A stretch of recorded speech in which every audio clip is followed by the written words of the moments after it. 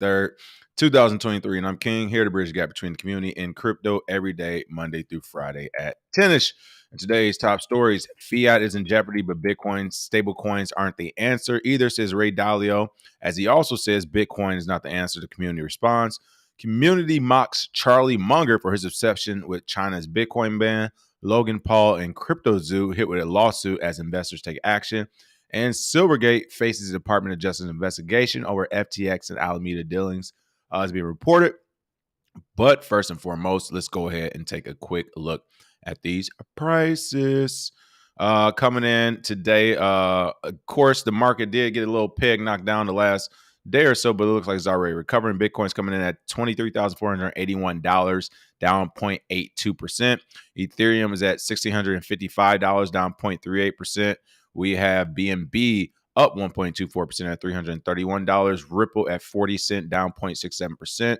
Cardano is at 40 cents, down 0.23%. And Polygon round up number 10 is at $1.21, down 0.75%. So the pump continues right now. Zay and I were just talking about it before the show. We're thinking this is still a dead cow bounce. And once tax season rears is hit, hopefully we should be able to see the volatility come back a little bit more.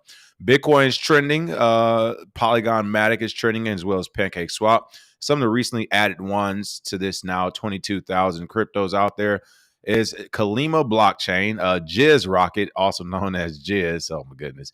And AI Smart Chain. There we go. We about to started getting the AI chains, open chat GPT chains and all that good stuff. So those are the recently added tokens as well. And of course, want to give a quick shout out to Bitcoin Zay. He's all in well, folks. But before we started the show just now, baby Gigi was screaming for him. She made it known to both of us that she wanted daddy.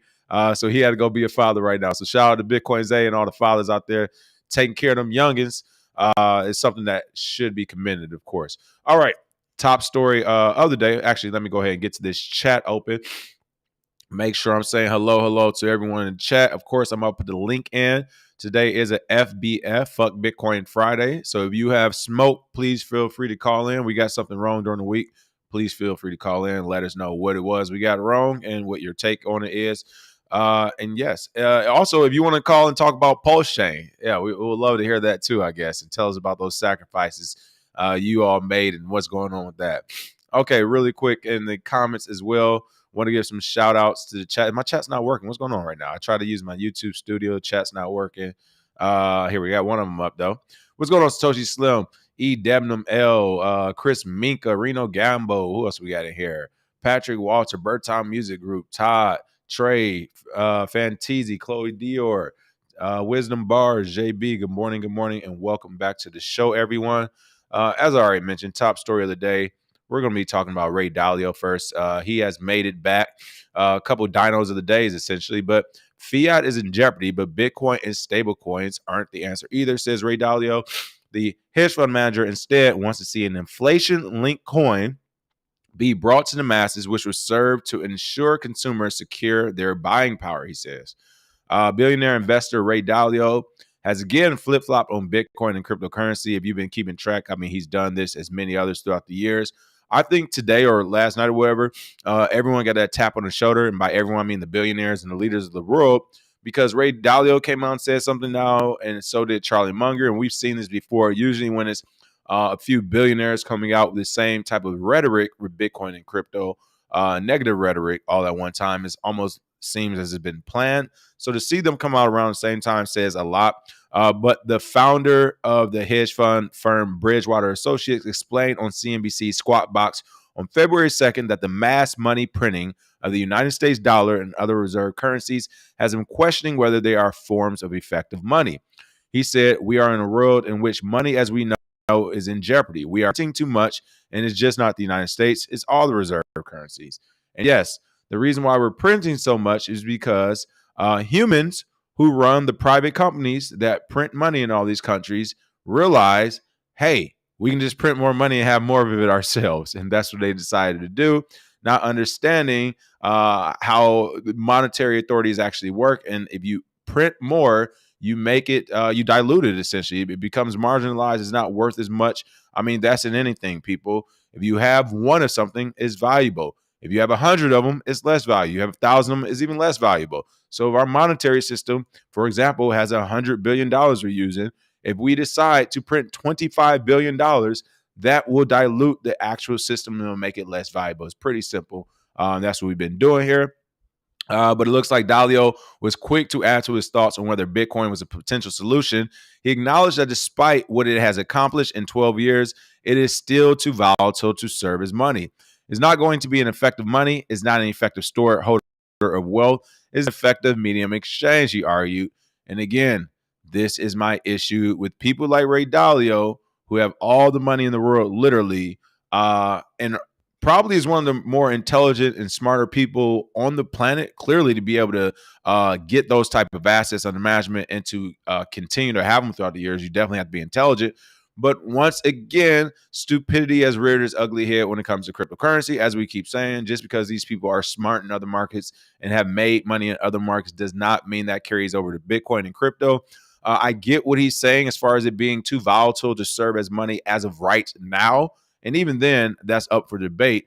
But again, you're talking about a 12-year-old technology, or 13 really. So it kind of shows you how much he knows. But you're talking about a teenager, someone who just turned a teenager, and you're mad that they can't do accounting or something. It is a technology that is brand new that people still haven't even adopted, which to me is why the volatility is there. If overnight you have Russia, China, the US, and India adopt Bitcoin, I guarantee you a lot of the volatility will go away. But since it is very new and countries haven't adopted, and only a small percent of the population have adopted, yes, expect volatility. The reason why is because there's, as we mentioned yesterday, there is a fixed amount. Unlike the United States dollar, we won't be printing 21 million more Bitcoin. The 21 million we have, that is all what we will ever have, people. There won't be more. So yes, if you only have 21 of something, I mean, I don't understand how this is hard. If you only have 21 of something, and in fact, we don't have all 21 yet. We only have like 19 of it, and 3 are missing. And we're saying, yeah, there's only going to be 2 more of these things that's going to pop out. Of course, it's going to be volatile, right? Like, yes, it's going to go up and down as people decide its actual value, if they can use it, if the technology is important. As people are trying to figure out that, the price point is going to continuously change.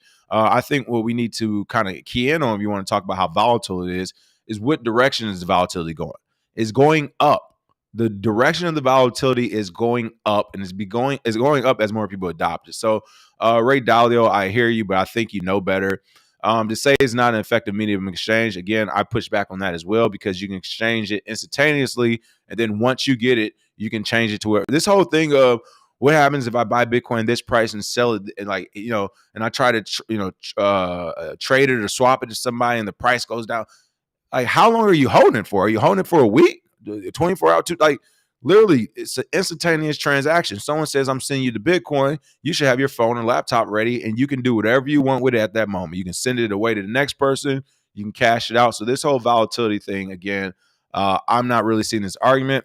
He also dismissed stable coins as an effective form of money, as they are a replica of state-backed fiat currency, which I agree with already. But the thing about stable coins and CBDCs, while we don't like them, or I would say we don't prefer them, we do think this is a good base hit for the overall market to bring people to digital currency.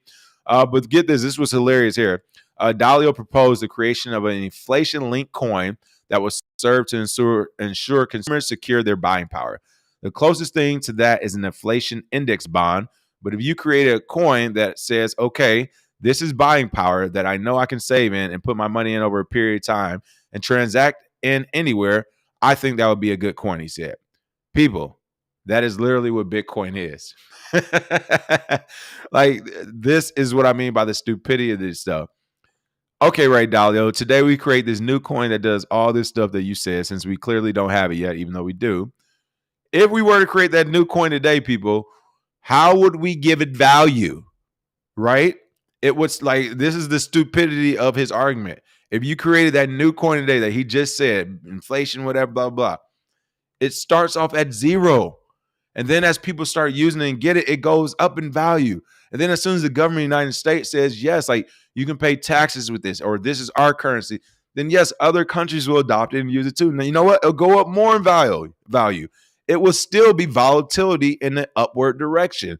if something were to happen to the United States or one of our partner countries who adopted this token, let's say the UK adopted this token and then went to war the next day with Russia or China or a huge country that can actually threaten them, I guarantee you the price would go down. It wouldn't go up. So again, the volatility is going to exist whether you're looking at Bitcoin or any new token or cryptocurrency off the strength of adoption. The only thing is it will be volatile upward. Ray Dalio knows this. Like I said, I think he got the tap on the shoulder because this is literally making no sense. So I just have to smile at this point because it's like, Ray, you know better, Ray. You're literally just described Bitcoin. Bitcoin Zay actually told me about this story before the show. And when he was telling me about the story, I was like, well, was he joking? He's like, what do you mean? I was like, well, it sounds to me like he was like almost telling a joke. He was like, no, he was serious. I'm like, I don't get it. But here's Ray Dalio here. Curious, crypto curious. Okay. Where has anything changed for you in that? Yeah, just to everybody, let me state what I believe about crypto with Bitcoin. This is what I'm saying. Like, again, I know he's a smart person, all the blah, blah, blah, all the good stuff. He has the most money. Yeah, I get it. But that's my people. We do this live. How often do you ask us a Bitcoin or crypto question live? We let me I gotta get my thoughts together. No, they don't know what they're talking about. Like, how's that hard to see? They don't know what they're talking about. Hold on, I want to do that one more time. Well, I think just to everybody, let me state what I believe about crypto with Bitcoin. Yes. Like, hold on, let me do this real quick. This is crazy to me. These are the people with America's wealth and that the majority of the nation take advice from. My man, what do you think about? I got a crypto question.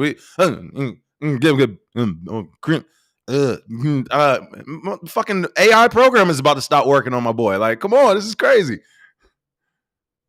For you in that? Yeah, just to everybody.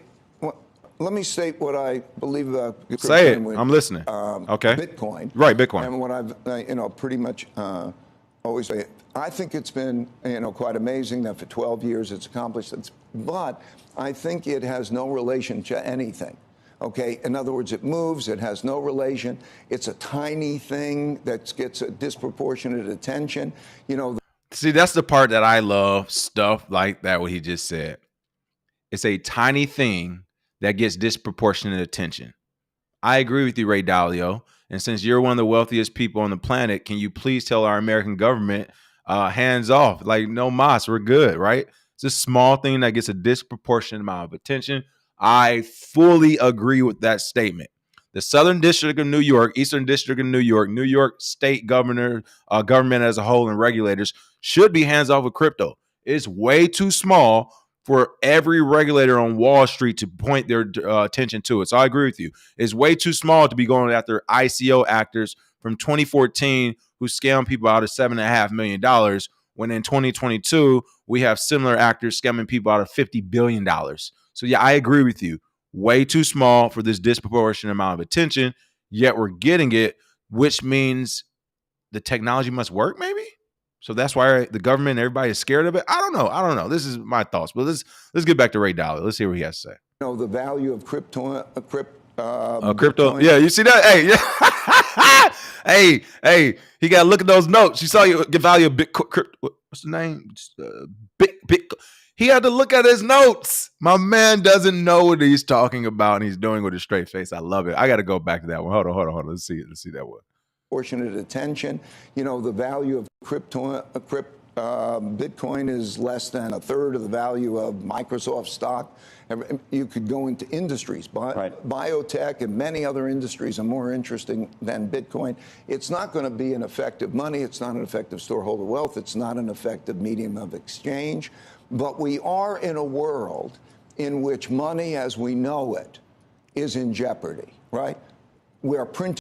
So just to be clear, Bitcoin isn't the answer, but we are in a world where money is in jeopardy right now. Hey, boss, what we're doing right now isn't working, but I don't have any solutions for you either. Oh, okay. You'll move up in that company, folks. Printing too much, and it's not just the United States, all the reserve currencies, what's going on in Euroland, what's going on in yen. And so in that world, the question is, what is money and how's that going to operate? So when we look at something like China's renminbi, and then you take the digital renminbi, I think you're going to see that become more and more a thing. So when things start to open up in an evolutionary. And just to be clear, people, the reason why he's saying stuff like this and he wants this is because if we can have this crypto coin that's linked to the dollar, then his money is safe, right? All those, he has like $1 trillion of assets under management, right? All that's safe. That goes right over to $1 trillion of assets under management to $1 trillion of digital assets under management, but still under the United States is blah, blah, blah monetary. If Bitcoin does win out, all those assets under management, if they aren't digitized, if there's no Bitcoin involved, no crypto, doesn't matter. It's not the same.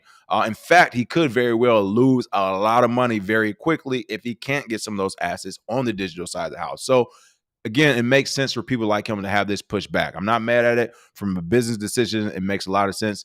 But literally, like look at the rest of the way he speaks. He could when he's talking about money right now, is no pauses, no interruptions, no uhs and ahs, no thoughts, no looking down or around. He's speaking fluently, and with what's the word I'm looking for? I can't think of the word. Basically, but with strength, right? He's seeking. I can't think of the word. What is it, people? Help me out here. Help me out. I can't think of the word right now. But my point is, he's talking with his chest. All right, he's talking from a place of confidence. That's the word I'm looking for. He's speaking with confidence when he talks about everything else. But when you ask him about Bitcoin and cryptocurrency, this guy can't even complete a sentence. That should literally tell you everything you need to know about the messenger. People are going to start to say, where is my safe storehold of wealth? And as you have China denominate more of its trade in renminbi. And the other thing for today is, since, again, I keep trying to tell you people, they're not here for you, retail market. They're not here for United States citizens. Why is he talking about what China doing? Like, what the fuck did that? China? Oh, my goodness. Listen, 46 will be turning over in his bed this morning. China? Why is Ray Dalio, one of the largest U.S. investors or holders of investments of United States citizens and wealth and capital, why are you even comparing about what China's doing right now, bro? When it comes to the monetary authority, like, we're going to start talking about what China's doing? Really? Is that what we're going to do? We're going to add some things China's doing? Well, if that's the case, let me go ahead and buy a factory. Let's go ahead and get it started. What are we talking about China right now? Stop it, bro. Stop RMB. Then naturally, those who are going to hold renminbi, if Saudi Arabia sells oil in renminbi and then buys things from China in renminbi, when they get it, they're going to hold more renminbi. It's going to be a higher percentage of their. And so I think the question over the next number of years is really, what is money, not just as a medium of exchange, but a storehold of wealth? That sounds like a argument for Bitcoin of sorts. Bitcoin, or for some digital Bitcoins? Yeah. No, I think if you want a digital currency, you have to deal something different. I don't think. You see that? Hey, shout out to CNBC hosts. They've been going hard on people as of late, and as they deserve it. I think the CNBC hosts throughout the years have becoming more knowledgeable, clearly about it. The way they peppered Mr. Wonderful, Kevin O'Leary, with the questions about the flip-flopping he did on not buying crypto or having crypto assets. Then, of course, him getting that $15 million and telling people to buy or to get involved in FTX, and suddenly he's an expert. I think they did a great job going at him. I think they're doing an equally good job just now with these type of questions, because literally the guy describes Bitcoin. They say Bitcoin, and he's, well, no, not that. And again, what he doesn't want to say is not that because we can't control it, or I won't have the same amount of money if we use that system. I don't think that the stable coins are good because then you're getting a fiat currency again. I think that what would be best is an inflation-linked coin. Right. In other words, something where basically you would say, okay, this is going to give me buying power, because every individual wants. What do they want? They want to secure their buying power. If you want to save. Now, if you put it in Bitcoin, it goes like this. One thing I would ask everyone in the audience to consider as well, and this is the craziest thing. This is hilarious about this all. He's literally, like, him and people like him are literally saying, since Bitcoin, this is crazy, it's not going to work, whatever. But let's trust the people who have literally, like, in real time right now, not even like 2008, right? Some people are still young now. To this 2023, what's the voting? So I think 2002? Are they voters now? Yeah. If you were born in 2002, no, that's actually 18. If I'm thinking 21. So it's even before that, right? Or after that, it was 2005, 2000. Yeah. So if you're born around with 2004, 2005, you're a voter now. So yeah, I'm making that point because there are voters right now who are babies when the 2008 housing crisis happened. So I won't even go quote unquote that far back. But even right now, us just printing the money throughout COVID and stuff, which was a huge mistake. We're starting to see that eggs cost a lot of money.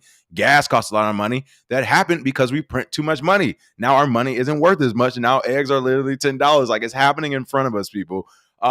We're going to trust the same people who are fucking up that system to create a brand new monetary system with good faith. That makes zero sense. That makes zero. It's literally like, no, like 6 months ago, a year ago, you guys were printing a quarter of our monetary supply all at one time, which has never been done before. Then not only did you do that, you doubled down to the citizens of America and gave that money away to a different country where you have your own personal interest in, where we got no vote for it. But you're telling us not to use Bitcoin and to trust these people who use this system to recreate another system that will be fair for everyone. Okay, right. It's conspiracy theory. This is crazy. I love it, though. I love it. Like this, who knows what happens? Right. If you put it into something, the closest thing to that is an inflation index bond and so on. But if you created a coin that says, okay, this is buying power that I know I could save in and put my money in over a period of time, and then I can transact in anywhere, I think that would be a good coin. So I think you're going to see probably the development of coins that you haven't seen that probably will end up being attractive, viable coins. I don't think Bitcoin. Like I said, people, it's a reason why he cannot complete a full sentence when talking about digital currency, because he does not know enough to complete a full sentence when talking about digital currency. It's very simple. Is it? Literally, my man, like, when it came to everything else, it's full sentences. When it comes to Bitcoin and crypto, you can't even complete a sentence. So that was his take on that. Very interesting. Again, this is another kind of tack on piece to it. Ray Dalio. He says, of course, Bitcoin isn't the answer. And what's crazy, this guy is going back and forth time after time about Bitcoin or whatever. But again, let's see. I want to look at this tweet. It's funny how he describes perfectly what money should be and yet fail to see that Bitcoin has it all embedded. Nearly there, Ray, but you need some help from Saylor to see the light. Of course, the community kind of reacted and pushed back against Ray Dalio. If you remember, in 2022, the billionaire recommended a 1% to 2% Bitcoin allocation for investor portfolios. Back then, Dalio praised Bitcoin for its resilience against hacks and said that it has no better competitor in the market.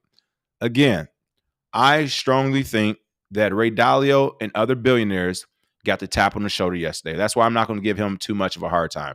I think he got a real tap on the shoulder, and the reason why is because both of these billionaires we're going to talk about today reference China. Since when does American billionaires reference China when talking about money and other types of shit of freedom we're doing here in the States? We do not do it.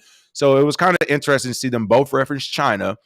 And then also Ray Dalio literally sounds like he's just reading from the script they gave him. I mean, he even looked down at one point. I think he's just reading from the script the folks gave him when they tapped him on the shoulder, because you don't go from 6 months ago, 8 months ago, of being an asset manager that large and telling literally your following to put 1 or 2% into Bitcoin, and then this year say, that's not it.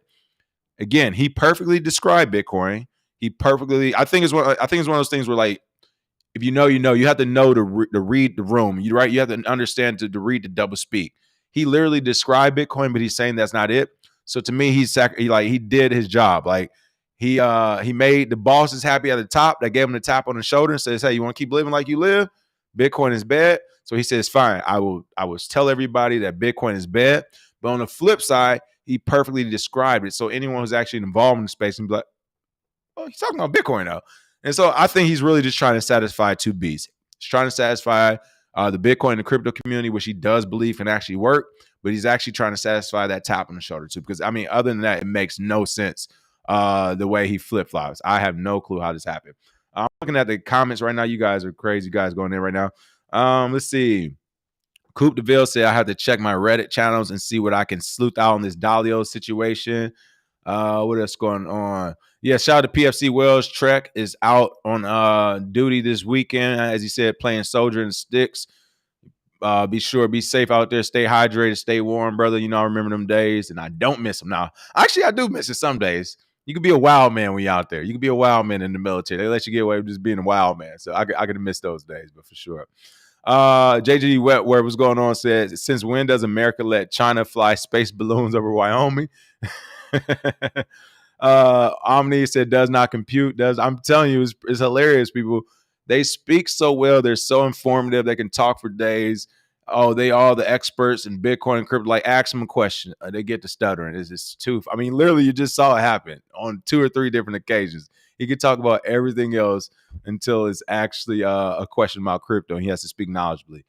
Let's see. Raquanji said, I heard the hens aren't laying any eggs now. Some say because of the fee. I say because they know their worth. Okay, they say actually chicken farmers. Okay, listen, I'm on my tinfoil hat. What about gas? And what's the excuse we're gonna do for gas? Like, here's my thing, people. I have to push back on it because when it happens in mass, i.e., when you see the printing of money, and then you see many different prices of things go up. It's not just eggs. It wasn't just gas. It's a few different items across the board, and you still say, "Well, no, it's because of this, because of that, because of that." I gotta say, you don't understand. You don't understand money. I mean, what's the audit on the Federal Reserve? How much money have we printed? How much money is in the United States? Like, I got to push back against that one. I definitely have to push back, especially before it happens, when there are numerous people out there saying that, hey, if we do this, this will be the reaction. And people were literally saying, if we keep printing money next year and 2 years and 3 years, everything's going to cost a lot through inflation. So no, I got to go with the printing money on that one. But feel free to call in. I'll put that link in the chat. If you think of something else, let me know. All right. Got to talk about here Charlie Munger as well. Charlie boy, Charlie bit my finger. I think he's very wealthy from turning that into NFT too. So shout out to Charlie, the real one. Community mocks Charlie Munger for his obsession with China's Bitcoin ban again. People, it had to be on tap on the shoulder.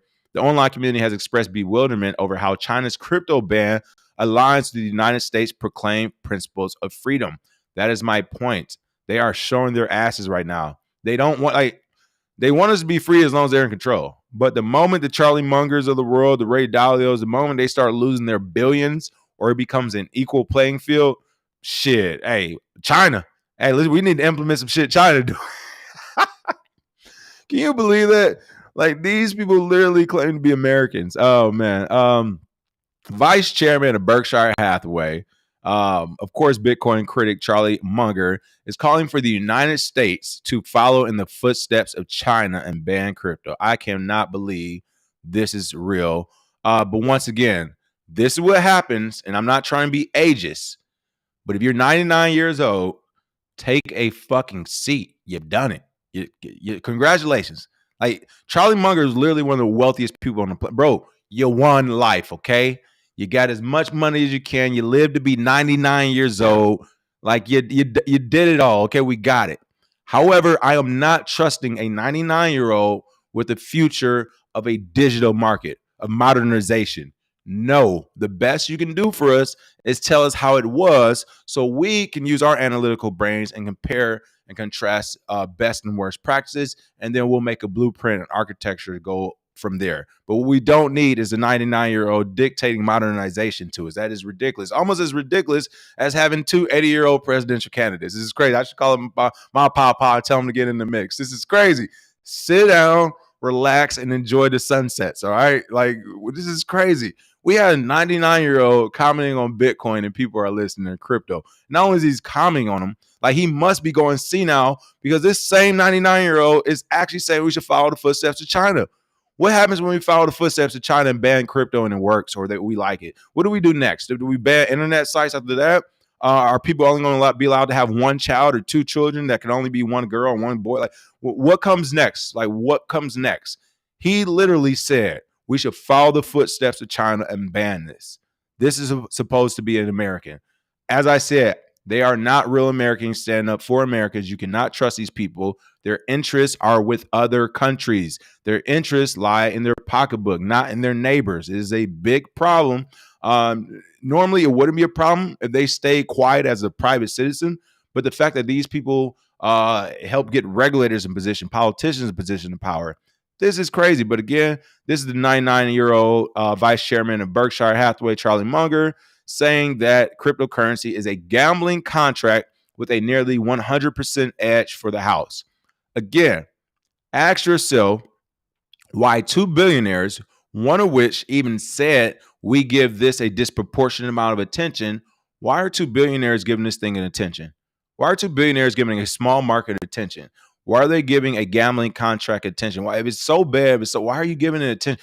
You're telling me you're 99 years old and all the money in the planet, and you took time out of your day to talk about something you don't even believe in.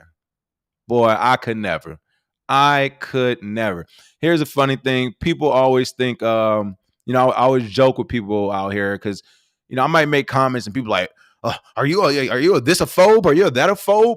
And I always bring it back to kids, whatever, because it's always funny. People are like, bro, you hate kids? Something? Like, no, I love kids. My mom used to have a daycare, all that good stuff. But I have no interest in kids. Like, I'm a grown man. I'm a grown man. But they're not my kids, nephews, nieces. Like, I have no interest in them. So, no, I don't want to go to a public school theater show. Like, no, I don't care about the school buses. I don't care. It's nothing. I don't hate them. It's nothing negative. I just don't care. I don't wake up in the morning and be like, oh, I wonder what the 8-year-olds in elementary, or middle school. I don't care. This is not my business.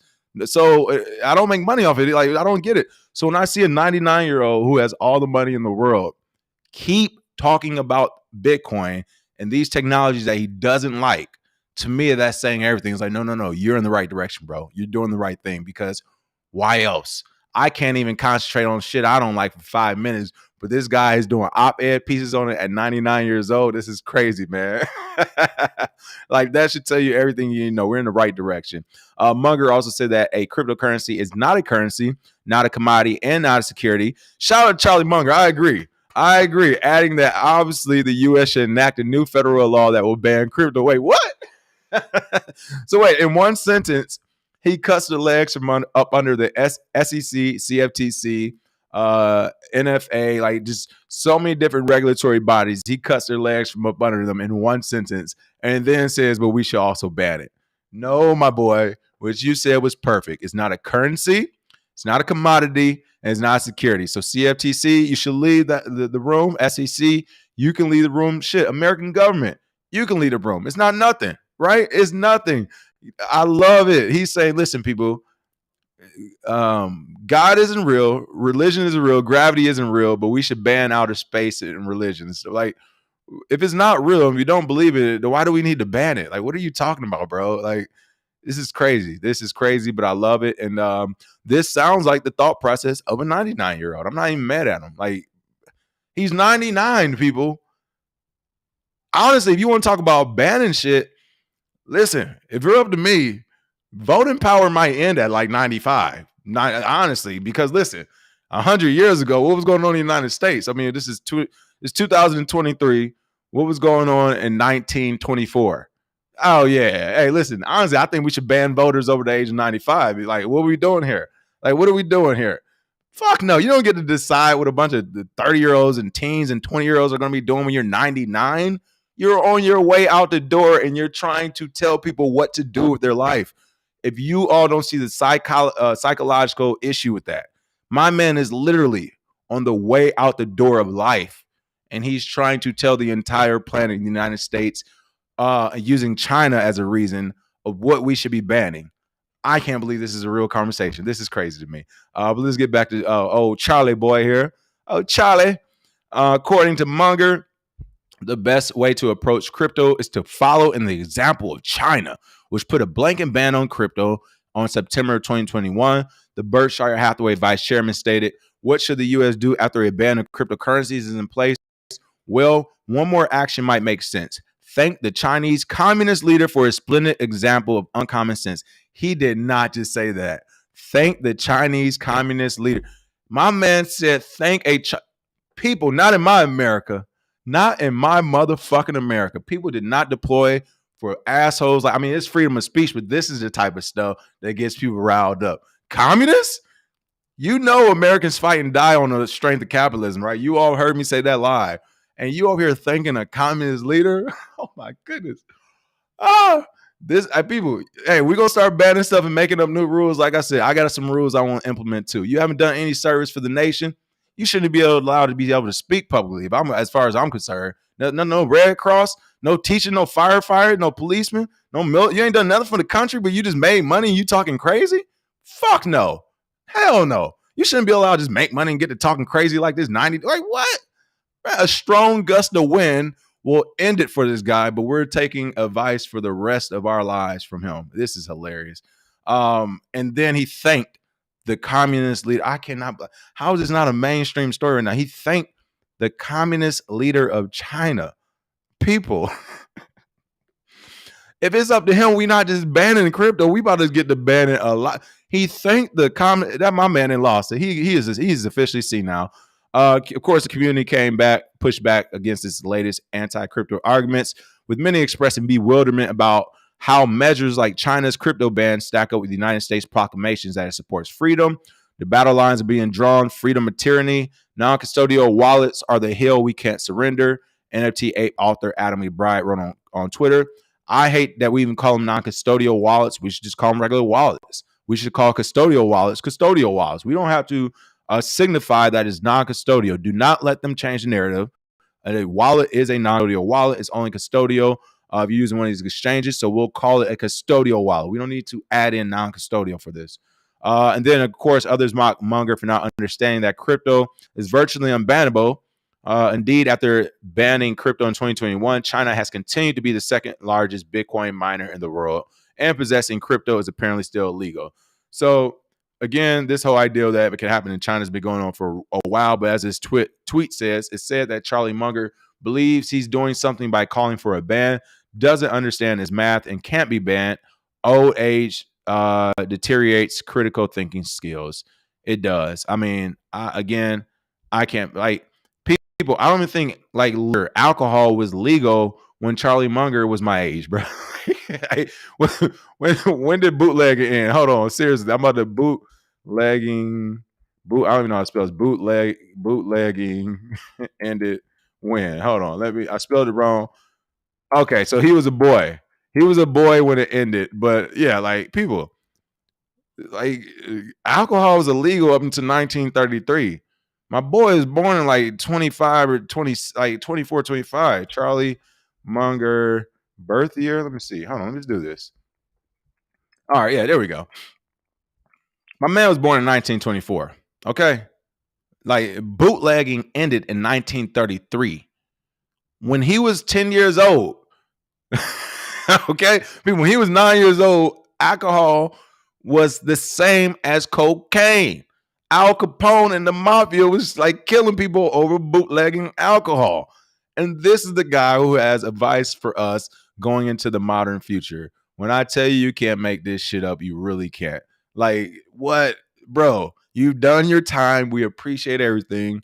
It's time for the go watch and relax, man. Trust me, the sunsets are beautiful. It's time to relax. And again, this is not an ageist thing, but yeah, we have to look at, hey, everybody want to talk about medicine and medical community. Well, yes, your brain does do different things as you age. Like 99, 100-year-old brain is not the same as a 50-year-old brain. Like, I think it's fair for us to say that's okay.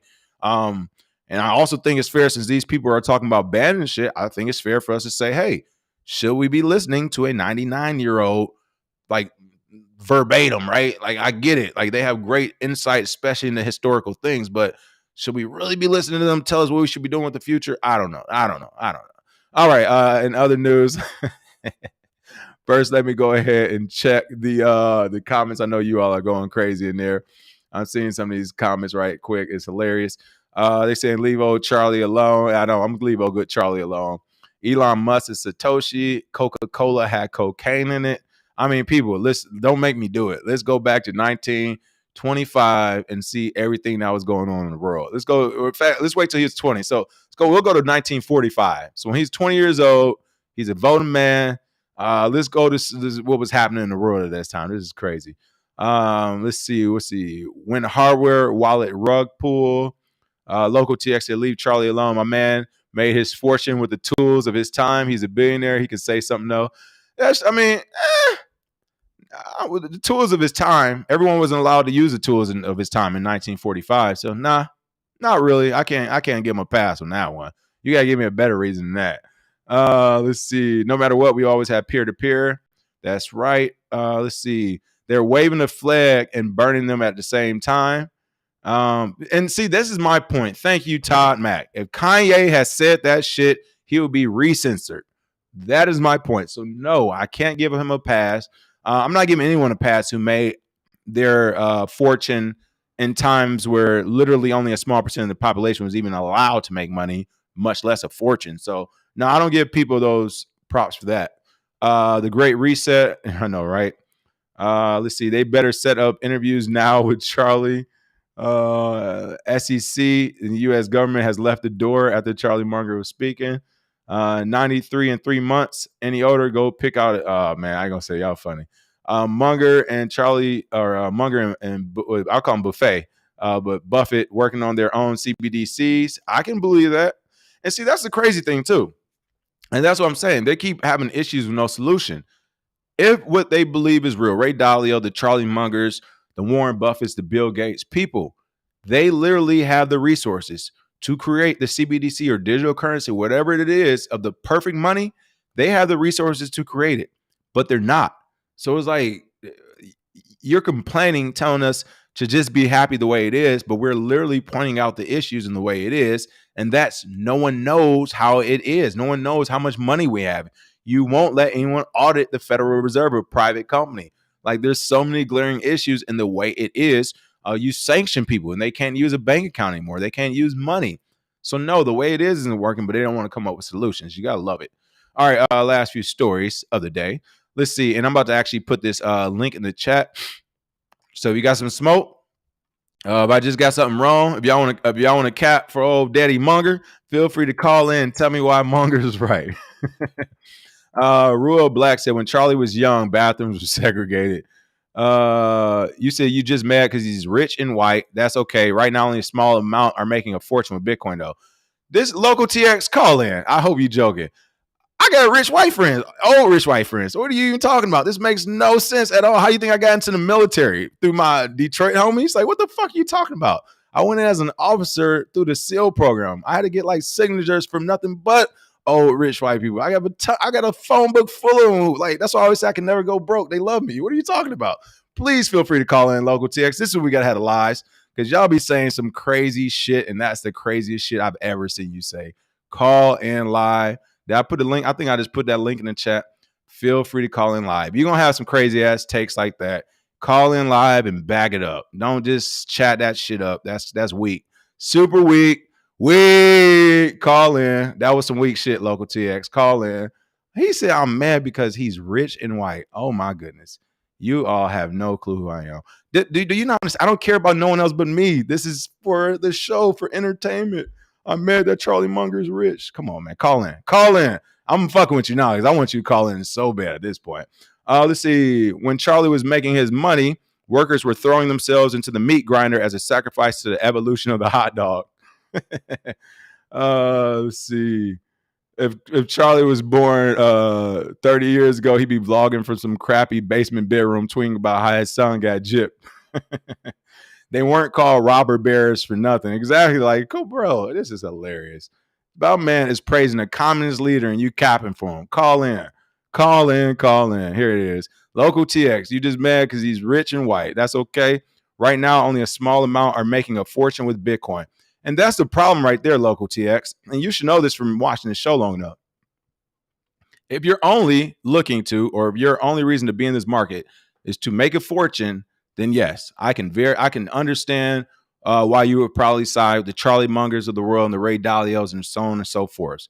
But once again, if you ever had an issue with your banking, if you ever had an issue with getting money from one country to another, any of those type of things where the technology of this actually matters, then you will literally see the strength of this technology versus just making money off it. But you are right. Small amount of people are making a fortune with Bitcoin right now.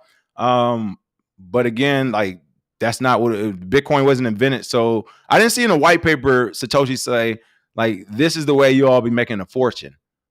What I did see in the white paper is this is the way everyone can be there, like essentially their own bank. This is the way you can transact with anyone securely. This is the way to prevent a double spend.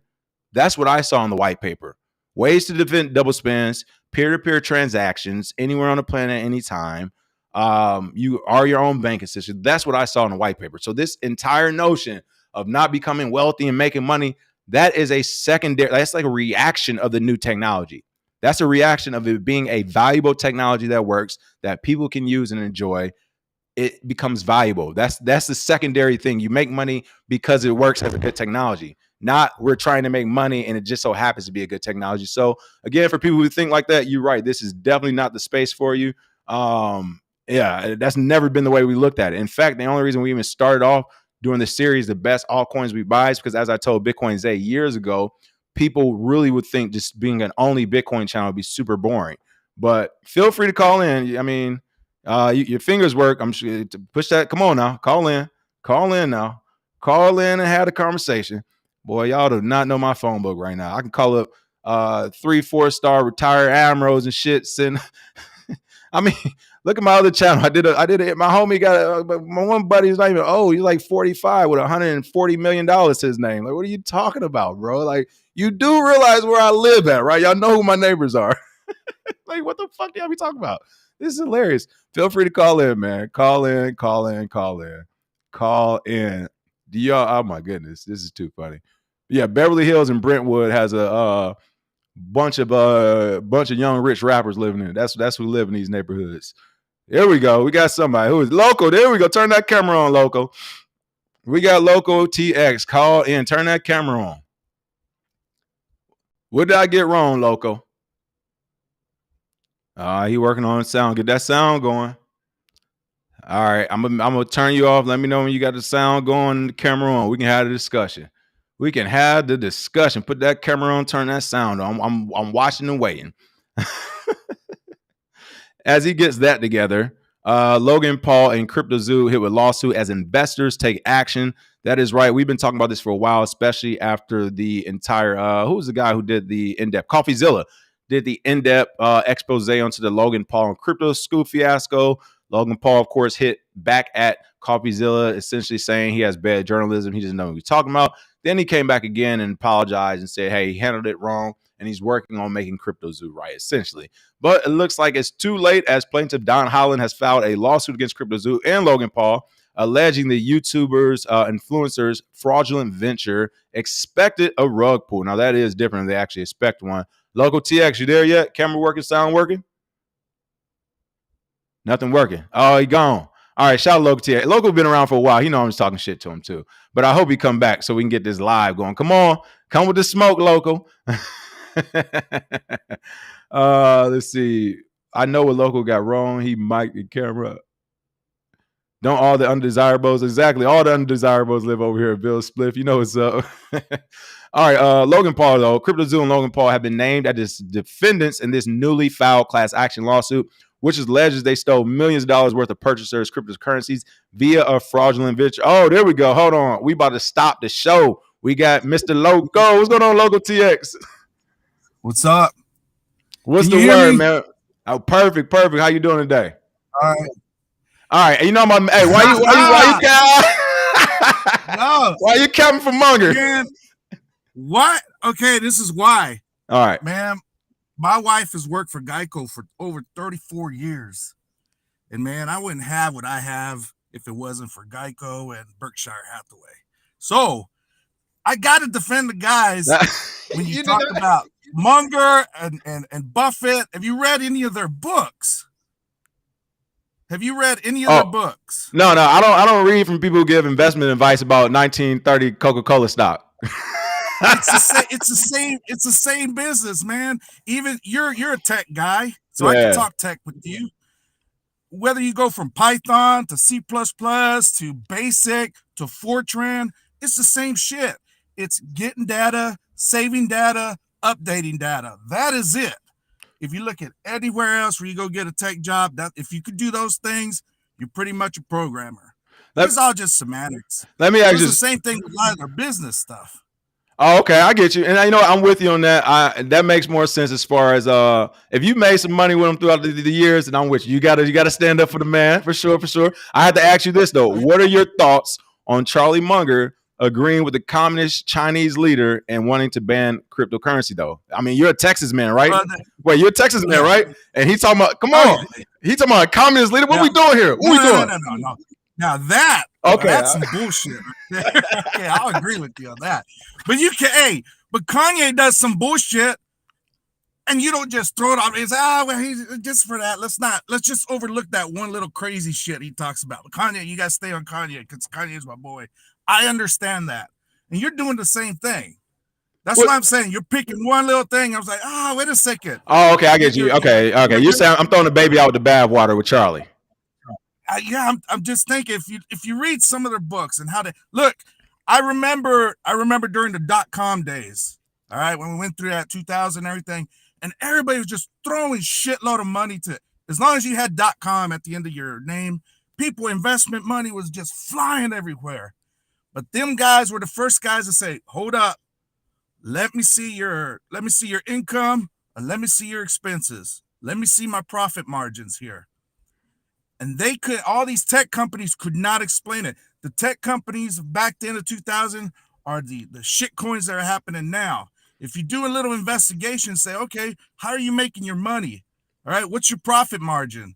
Okay, what's your expenses? These are all basic accounting, basic business philosophies that these guys have said, look, if I don't understand the business, and what they mean by that is if I don't see I'm taking in $1,000 and I'm paying out only $100 in expenses, that means I make profit. If they can't understand where you're making your profit from inside your business, they just know that, hey, there's got to be a scam. It's got to be something. You guys preach that all the time. You guys preach that all the time and say, hey, all these exchanges, all these when you're staking your money, your Bitcoin, hey, pay attention. That there's no way they can give you that kind of. You guys are saying exactly the same thing them guys are preaching. And I hate to say it, but yeah, you guys, I mean, I'm like, it's like Pascal. Remember Pascal, philosopher? Right. You had religion and you had religion and then you had science. And he's the only cat that said, hold a second. It's not religion or science. Religion and science, they kind of work hand in hand here. It's just that there's got to be a bridge there. You guys do the exact same thing. And you guys are exactly preaching what they're preaching, which is good philosophy of, hey, look into the business, find out what the fuck they're doing. Oh, excuse my language. Find out what the hell they're doing and figure out what the hell they're doing in their business.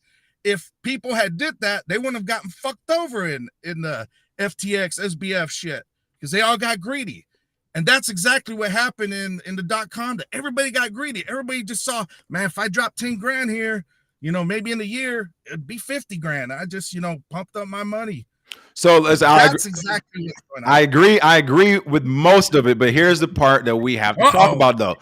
I agree with you. I get what you're saying. You know what? You're right. I do talk a lot of shit to them, but here's why. And this is where I drew my line in saying that. They are anti-Bitcoin and cryptocurrency, though. So we have a glaring problem. What are we? You tell me. What are we going to do with this problem? There are two billionaires, powerful people, Warren Buffett and Charlie Munger, telling people not only should we not use it, but Charlie Munger just went as far to say, follow the Chinese communist leader and ban it. I got to draw a line in the sand somewhere. What are your thoughts?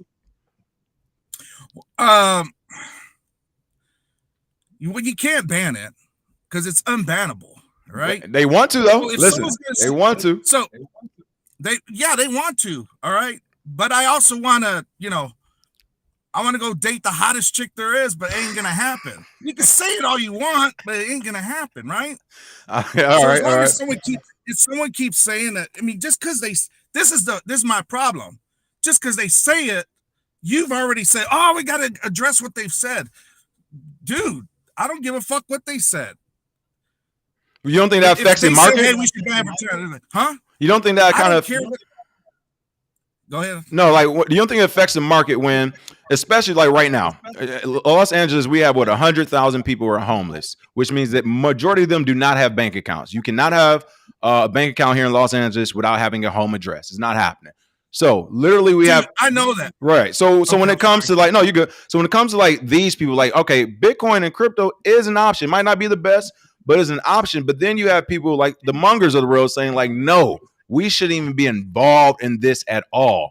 Like that is affecting people and people's bottom lines and what they're able to do in life. So that's why I'm pushing back so hard against Munger, because it's like, I don't care what the guy did or has done. Moving forward for the next 20 or 30 years, to tell people not only should we not be involved in crypto, but we should just outright ban it. Like I said, it might not happen, but if that's his actual rhetoric and if someone that's a regulator or politician listens to him, then I mean, we could be setting ourselves up for failure as a country, I think. So what are your thoughts on that? Like, yeah, he's done great stuff, but right now, where he's talking crypto and Bitcoin into the future, what do you think? He's doing this right, wrong? What's the thoughts? I think they're just doing what they're trying to do to just stay in power with the money that they got.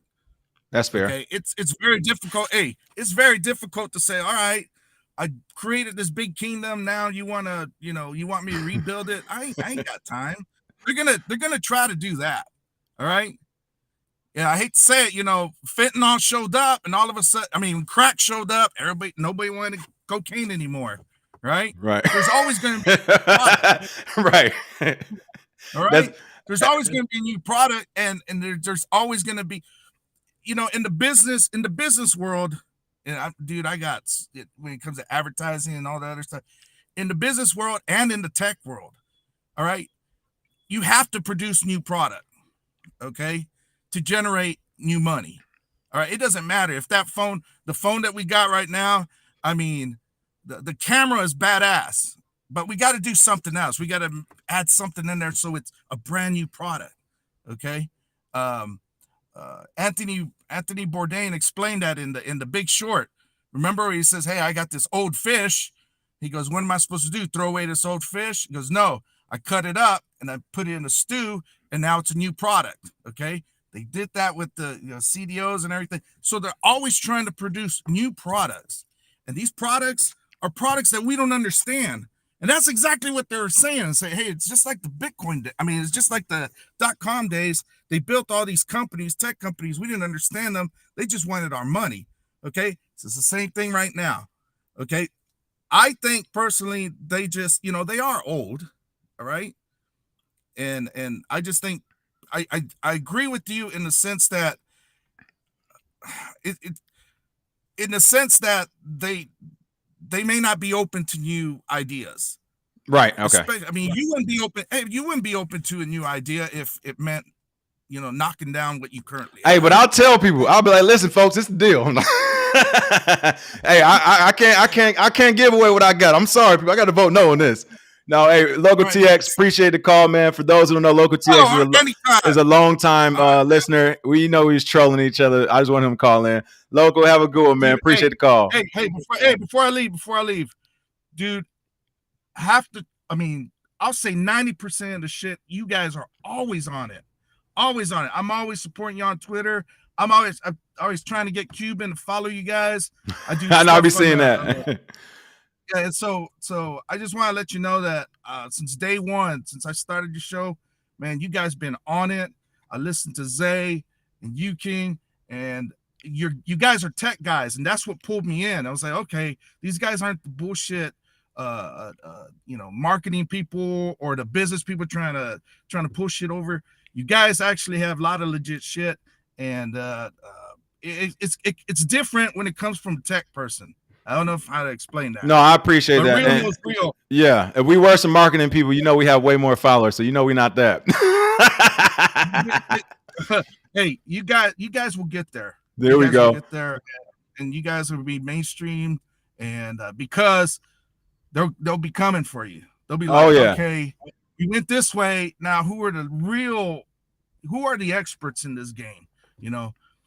I always want to know, how come Andres is in there a lot of the stuff? That's why I say, we always say that too. They always joke, say Andre's got that $1 million. Like, all right, y'all want to keep playing, I'm gone. So we need him back. That's when I talk about talking to governments, like that's what I want to see. I wouldn't mind him. I know I wouldn't agree with everything he's going to say either, but at least I know, like, all right, this guy's really coming from a place like he knows the technology.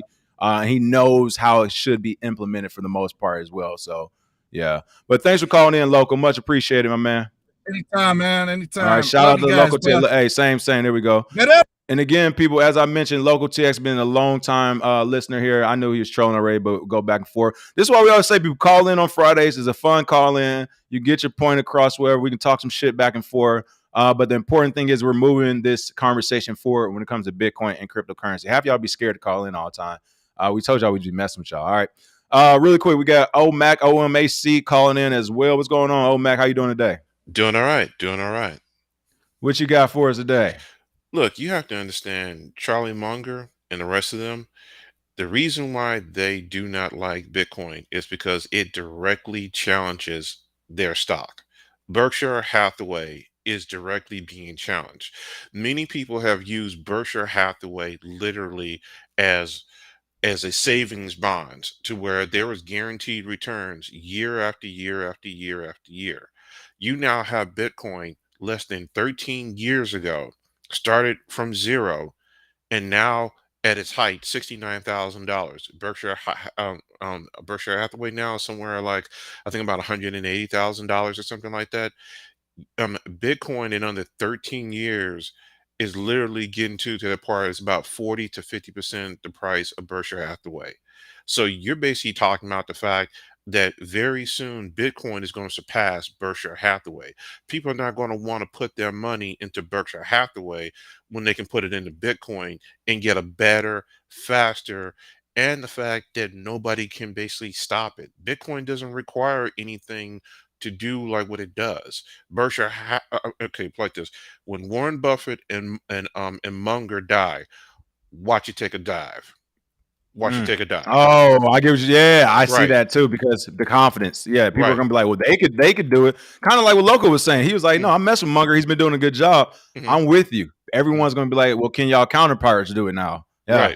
Right. Because okay, when those two die, all the bodies, all the information, all the all the influence is gonna go away. Now they have their succession plan. Don't get me wrong. Corporations like that, they always have their succession plan. But the critical factor here is that those two have held the reins for so long and have literally they basically pick up the phone, call, basically call one of their boys, hey, I don't like this. Hey, I don't like that. And guess what? It doesn't get done. There's no regulation for them to do. It's just a phone call for them. Hey, they want a deal to go through here. They make a phone Right. call. Yeah. It's no Right. Bro, like they're not waiting on politicians or nothing like that. It's a phone. Look, that's why they pay that campaign money. That's what the campaign money was. Look. These guys do what they do. They don't even pay put like this. They don't have to even pay the campaign money. It's just the fact that you want to have a favor from Warren Buffett and and him. If you got a favor from them, that is literally good as gold. That's literally good as gold. Let me ask you this, because and shout out to Local TX, something I did not think about, which does explains a lot, like explain the market a bit more. He mentioned, he's like, hey, we've been with Berkshire for years. They've done good by us. And to be for real honest, like, yeah, I know a few people with Berkshire.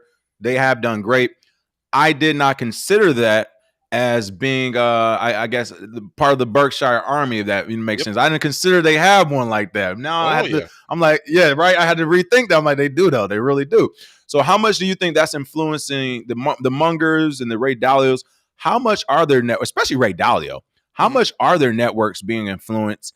And if you have been a part of these networks before, does it confuse you when Ray Dalio does it? Like the last year, he says 1% to 2% in Bitcoin, and then now today or yesterday, he's like, we need something different. And, you got Munger saying we should ban it. Do you think, especially in your generation, does that influence the decisions of these people to enter cryptocurrency? Yes.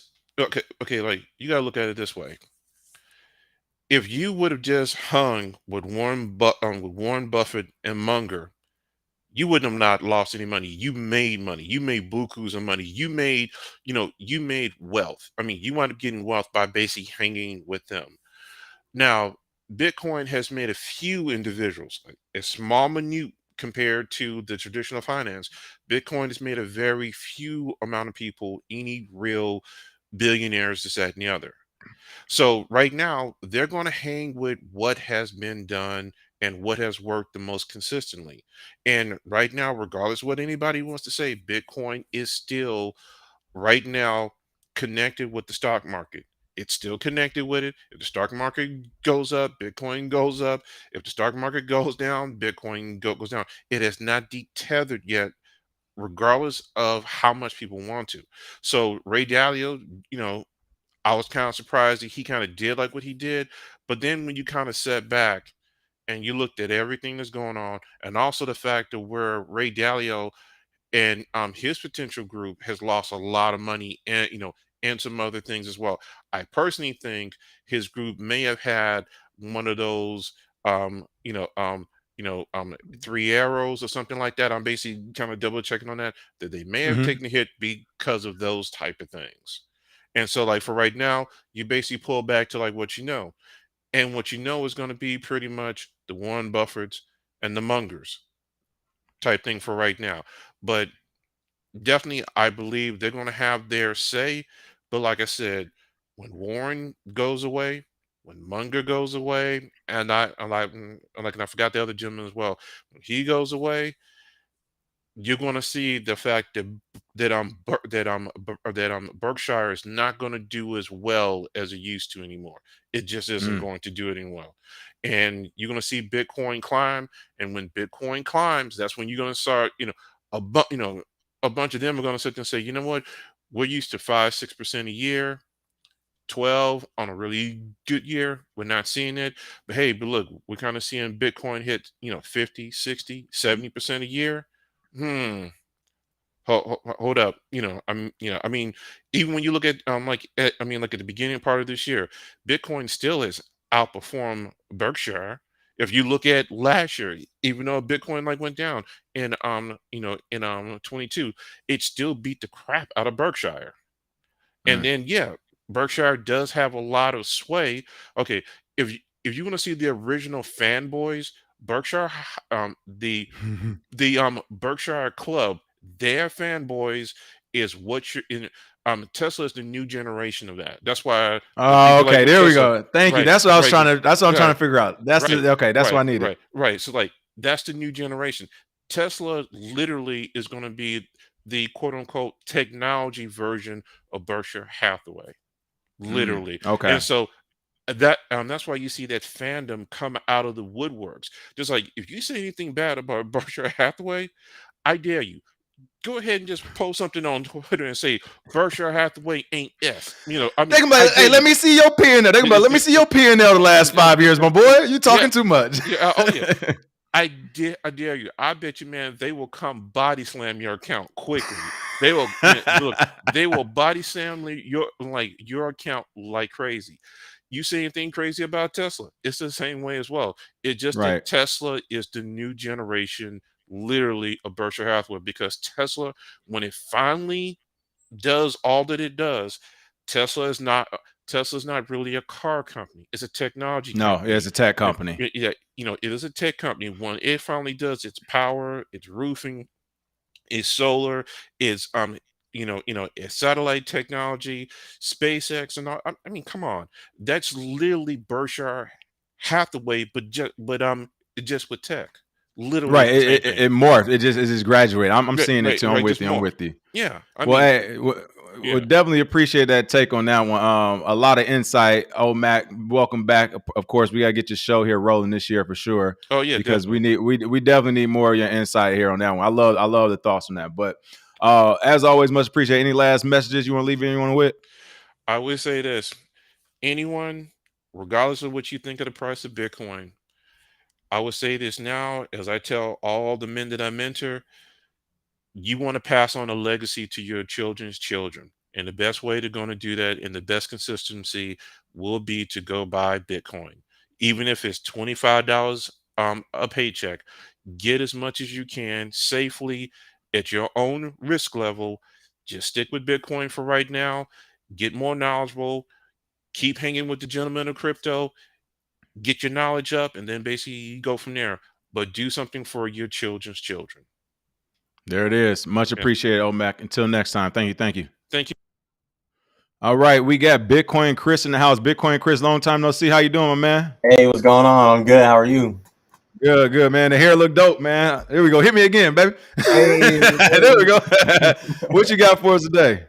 Hey, I'm cool, and just want to let you guys know that I think Bitcoin's going to hit 25K this weekend, and I think I think we're going to hit 25K this weekend. There's no real resistance until I used to hate like technical analysis and charting and trading, but now that I've learned about it, I'm actually doing pretty good at it, and I've been making a lot of money.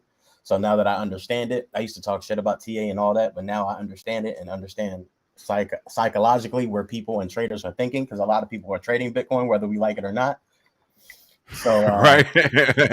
So they're gonna pump it and dump it, to make their money. So why complain about it? You might as well learn about it or DCA, like Omac was saying. So I think we're gonna hit 25K this weekend, and then I think the resistance point is about 30K, 28 to 30K. Then we're gonna. That's what I was about to ask.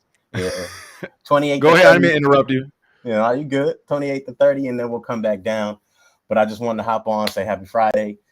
Thanks for the support, and thanks for all you guys hopping on every day, pretty much giving us the news, And I also sponsored by Swan. So if anybody wants to get $10 free Bitcoin, even if you don't use Swan, just go get the $10 free automatically. DCA, you don't got to think about it. You don't got to worry about it. I've been on Swan since 2021. Great company. So make sure you guys at least go to my Twitter and get the $10 free, So I definitely want to just shout you guys out. Happy Friday. I think we're going to have a nice little explosion. Like I said, what's your Twitter so people know where to get it from? It's Chris Knight. Oh, come on. Hey, come on, Chris. Hey, make sure y'all check that out for the free Bitcoin too. Swan is got no Bitcoins. They use them a few times and like them as well. Really quick though. So only because you started talking prices, and yes, I know Bitcoin TA is becoming, I think it's becoming better. Of course, as time goes on, we get more historical charts and indicators to reference. Do you think we're entering another bull cycle, or is this going to be a pump fake here in the next couple of weeks? I mean, if I knew that, I'd be a millionaire, right? Or a billionaire, right? So I don't know, man. I think because everybody is bearish and because everybody's expecting 10K, 10K, 10K. That's all I've been hearing was 10K Bitcoin. Oh my God, 10K. And the pump fake happened? Huh? I said everybody said 10K and they was like, no. No, exactly. So I think because everybody is so bearish, and even on my Twitter timeline, I still see a bunch of people saying, "Oh, this is just a pump fake or a rally, a fake rally." So because everybody's on the same page, I like to do the opposite of what all the sheep are doing. So I always go to this website. It's where is it at? It's called coinglass.com, and I always look and see how many people are long and how many people are short, and I always do the opposite. And when I do that, I'm usually correct. Because there it is. Because like you guys mentioned, the market makers can see everybody's positions and they want to liquidate and make more fees and all that. So if you understand game, you just got to be smart. Don't do what everybody's doing. Everybody's saying 10K, did the complete opposite. Everybody's saying it's a pump fake. I don't think it is. I think we'll see 30K come back down maybe to 20, 25, and then from there we'll range bound, and then maybe towards the end of the year start to go up again. But who knows? What do you think? I would say long term, I hope you're right, but I'm hoping for another dip. I do think there's some time for more. So here's the thing. I think up until really Bitcoin conference, there's a lot of opportunities for the market to go down. I'm not seeing where and why the market would be pumping just from a fundamental standpoint outside of people just dollar cost averaging. But institutions, many of them, as Omac was saying, like, they realize they got it wrong, or they keep picking the wrong people. So I don't see them aggressively throwing money into it. But right now the market is pumping. WEF just happened. That might be why. Again, who knows? If we knew, we all be millionaires and billionaires already. But yeah, I'm right now expecting a nice pullback, at least 10 to 15%. I think that'll be normal and healthy. And then depending on the time frame of when that happens, if that can happen here in the next week or two, I think we'll have a week of going sideways before we pump. But again, this is all, to me, predicated on if it happens before like Bitcoin conference and all some of these other things that are about to start popping up. But yeah, I'm hoping for a dip. I'm hoping for a drawback. But worst case scenario, like you said, we got dollar cost average and get into it. What was that website you said one more time so people can get that as well? Coinglass.com, and I look at the longs and the shorts to see like what everybody's doing. Pigs get slaughtered and sheep get slaughtered. So if you're doing what everybody else is doing, you're probably going to get clapped up. So I tell everybody just be cautious and just pick your positions if you're trading. I do short-term trades and whatnot, so I'm not in positions too long. But I have my stack of Bitcoin. But with my extra funds, I like to trade. Even the shit coins. Let me give you guys 2 shit coins that I'm looking at that I think might pop as well. Drop some gems for y'all today on this beautiful Friday that we're alive. Hallelujah, hallelujah. Let's do it. Let's do it. XTP. So I got XTP when it was, I think about 1 cent. It's now 2 cents. I think it's going to go up to about, or 0.02 cents. Sorry. I think it'll go to about 1 cent. So that's probably like 100x. Because all the liquidity and all the shit coins are down so bad. I think right now you won't have as much risk. It's more of a better opportunity to invest in these shitty ass assets now and to make possible pump. So XTP is one, and then DAFI, DAFY, DAFI and XTP. I got a little bag of those things, and even if they don't go that high or as high as I want them to, I think I'll be able to make some profit. So that's the first thing I want to share with y'all. The second thing I want to share. DAFI? Is it DAFI? Yeah, DAFI. Okay. And what was I going to say? Pardon me. No problem, brother. The second thing I wanted to share with you guys is that I signed my mom up for Unifi Federal Credit Union, right? And on that credit union, on the back end, I shared it on my Twitter as well. On the back end, there is a button to buy Bitcoin on the bank's website. Oh, wow. By NYDIG, and nobody's talking about it. So I think a few years ago we were talking about, because I used to be on Clubhouse heavy. I used to be on Clubhouse heavy. So I took a little hiatus.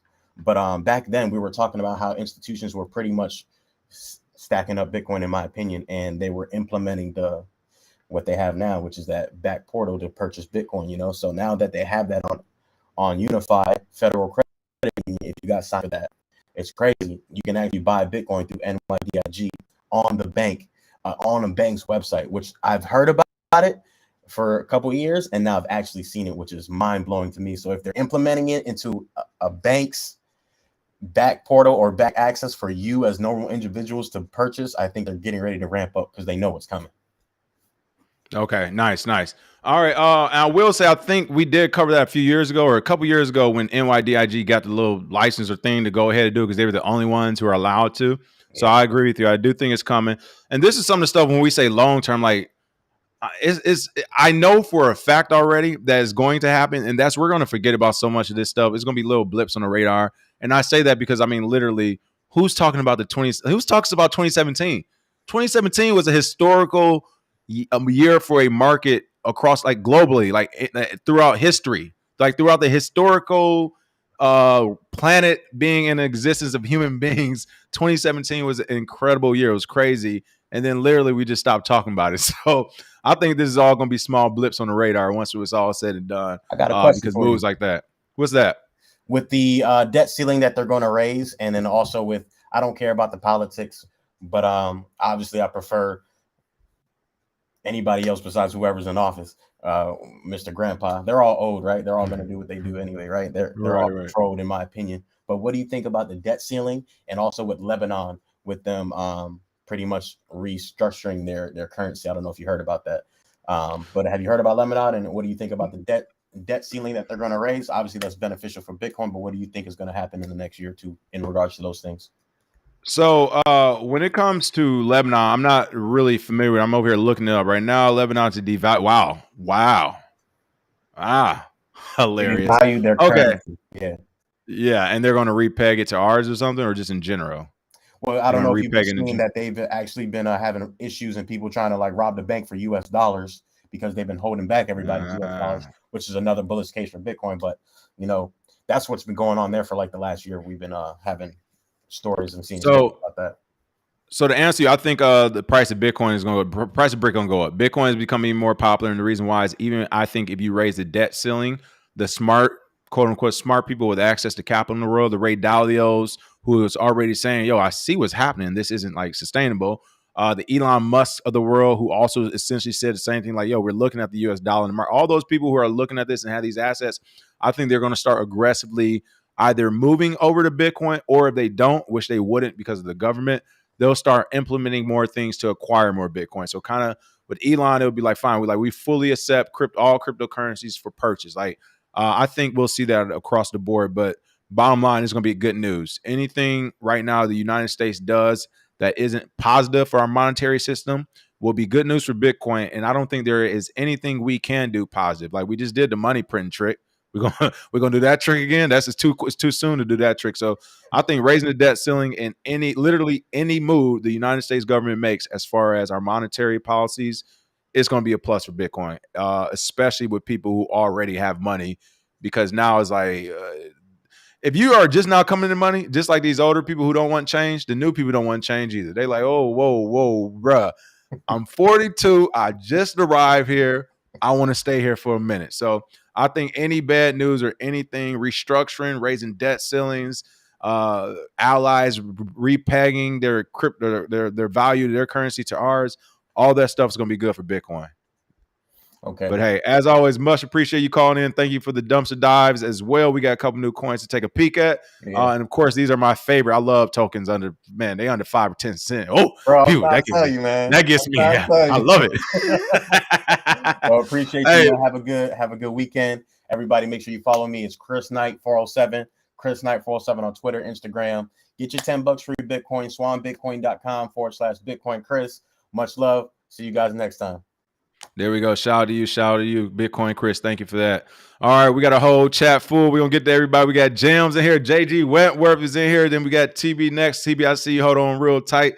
Jams, long time no see, man. Once again, hey man, everybody here, bro. This show, everybody here be looking amazing, looking great, looking healthy. Everybody living healthy lives. How are you today, and what you got for us? Yo. First and foremost, a comment section. Just because I'm not outside all day don't mean I'm not watching your. He got newborns, all right? He got newborns too, all right? He busy man, people. Second, I wanted to address the episode earlier this week on the plex between Richard Hart and Trevor James. Ooh, let's get it. You know, we were waiting for you, James. So I think Trevor James is actually a bit right, because Richard Hart hasn't released PulseChain yet. We've seen a steady increase of developments, meaning testnet version 3 teasers. We've seen private testnet version 3 screenshots, but the public testnet version 3 has not been released as of yet, which means the mainnet has not released as of yet, which means all of the outrage marketing, which brought eyes and pressure, which means the SEC subpoenas into influencers, which means all of these external negative factors are putting weight and pressure until PulseChain is actually released. So you have a vampire attack from Jack Levin and the Zen community, which was once a part of the Hex community, who has released. Oh, that's why they're so toxic. All right, now I'm fucking. It's spot on. And because Jack Levin has released not only the Zen token, but the Zen NFT, and is about to release this layer 1 X1 network. Zen.network is where you want to look up. So Zen is actually available on 10 different blockchains at this point. And that's pressure on Richard to execute and deliver on PulseChain. During this whole bear market, Trevor even released the More token. So there are people delivering things while there are billions of dollars sitting in a PulseChain sacrifice wallet with no PulseChain. So there are going to be people who are triggered and upset that this has not happened as of yet. Now, myself, I have faith that PulseChain will be delivered, because ultimately, if you collect that amount of money and you don't deliver, not only will you get a tap on your shoulder, but somebody gonna come looking for your ass. I actually agree with you on that. He has to deliver at this point. Yeah, I'm with you now. He does have to deliver. And Trevor ringing the alarm saying, I want my shit now, or talk to this dude, actually ain't a bad thing if you understand his history and who has also interviewed him based on his own public admission. Hey, I think it helps the release of PulseChain, which is. Oh, I see what you're saying. Oh, you funny for that. I got you. Y'all know I'm slow. You got to tell me directly. I picked it up. I can't. You know, don't say it. If you all picked it up, you picked it up. If not, you're not. Just this is all 2017, 2018 drama. Right. So that adds extra pressure when he's ringing the bell, because if that particular person is ringing the alarm, then that He's trying to tell you. yeah. Hey, y'all think I'm playing? I'm all right. I'm trying to tell y'all. So that's what I've noticed in the PulseChain network, PulseChain release at this point. But look up Zen, look up Jack Levin, see what he's doing. I think it's important that there is this added pressure on Richard Hart and the Hexagons to execute. Now, what else is going on? Let's talk about the macroeconomic picture in the economy. The Dow Jones over the past month up 3%. NASDAQ over the past month, your tech stocks are up 17.5%. Now, let's ask ourselves why. Inflation has had a steady drop over the last 6 months. The Fed is saying we're in a period of disinflation. What does that mean? Deflation means that the price of goods is going down. Inflation means that the price of goods are going up. Disinflation means that the rate of the price of goods is going up slower. So they brought us down quickly, the 75 basis points increases repeatedly. And then this week we go up 25 basis points. So the past 30 days, think about January 1st, the Chinese New Year, the New Year, we were excited that, hey, the Fed is only going to go up 25 basis points. But we have a Fed meeting coming on March the 21st, May the 2nd, and June the 13th. Those are the dates you need to be aware of. March 21st, May 2nd, June 13th, because those are going to be the dates when we see the Fed Reserve continue the trend of only increasing 25 basis points, and then they may pause dependent on what happens in Congress and the political side of things with the debt ceiling. So will Bitcoin reach all-time highs this year? I don't think so. I think we won't have a reverse in monetary policy. The Fed said there's not enough bleeding on the streets. You aren't poor enough yet. Bitcoin may not touch 10,000, but it's probably going to see that $15,000 to $20,000 range again at some. Oh, you think we're going back? You said we were in the reverse. At some point, but between now and June, absolutely. I'm with you on that. I just don't see it. I just don't see it. Well, and this is my reasons why. I agree with you. I don't see us pumping is what I was saying, but go ahead. Oh, the pump. Okay, sorry. Yeah, I agree with you. I agree with you is what I'm saying. I don't see it happening the other way. Yeah, I think a drawbacks do it. I don't see how not. And people will get faked out. They'll go long. They'll think that sunshine has came back to the markets, and ultimately the Fed has not reversed course as of yet. So until we see the Fed stop increasing interest rates, check the dates, March 21st, May 2nd, June 13th. If they continue to go up 25 basis points, then no, we will not have our true bull run as of yet. We haven't had our halving. And then also our presidential elections is something you need to be aware of. That's it's about it. Woo, yeah. That's also going to start kicking up in the coming months. So look towards the end of this year for us to really start picking up action.